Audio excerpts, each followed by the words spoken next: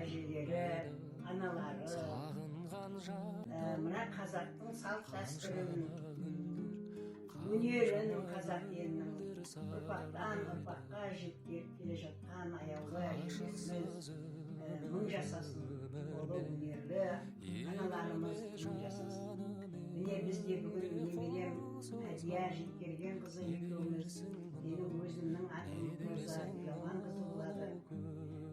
Осы қол өнерімізді паш етіп, өнерлі әже, өнерлі бала сайысына қатысқан жайымыз бар. Біздің осы ата-аналарымыздан бізге ауысқан өнерді қалдырмай алып келе жатқан жайым бар. Құрақ құрау, ою, тоқыма бұйымдарын тоқу, осындай орамалдар, әжелерімізге қандай ақ деген орамалдар, үйлерге жапқыштар, өрнекпен тоқитынды қазір осындай тоқып, елге паш етіп жатқан жайым бар. Ал сен енді өзіңнің енді айтшы ма, сенің қандай ой пікірің бар? Осы қазақтың өнеріне қызығушылығың бар ма сенің? Осы менің істеп жатқан енді ізімді жалғастырып кетуге ықыласың бар ма? Қандай сұрақтар? Мен сіздің өнеріңізді білгім келеді. Жаным, сол сен білуің керек. Өнер ары қарап жалғасу үшін, қазақтың ұлттық өнері жоғалмас үшін сендей жастар, сендей балдар соған қызығып, ұмтылып үйренуі керек жаным. Апа, сіз мынаны барлығын сіз бар істеген?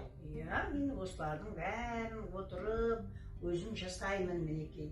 Алардың бәрін өзім жасаймын, осы үй әдеміленіп тұрсын деп, әрі жаңағы ұлттық өнерлеріміз жоғалмасын деп, осыны өзім жасап отқан жайым бар. Апа, мен үйренгім келеді сіздей. Ой жаным, талабың оңға бассын. Мен сенде ықылас болса, ынта болса, мен саған үйретуден жалықпаймын жаным. Мен сені шебер қылып шығарамын. Апа, сіз не тігіп отырсыз? Мен мінекей мынандай ақ жіптен келіндерге жаздың күні киетін бас киім тоқып отырмын. Және осы ақ жіптен өзіме кимешек тоқып алғым келеді. Мына сенің басыңдағы тақияңды да саған мен істеп бердім, білесің бе? Әне осындай өнеріміз Алла жалғаса берсін, қазағымыздың ұлттық өнерлері өлмей жалғаса беруіне мен тілектеспін, үлесімді қосқым келеді соған. Біздің осы қысқаша өзімізді таныстырған мән жайымыз осы. Назар салып бізді тыңдағандарыңыз үшін рахмет.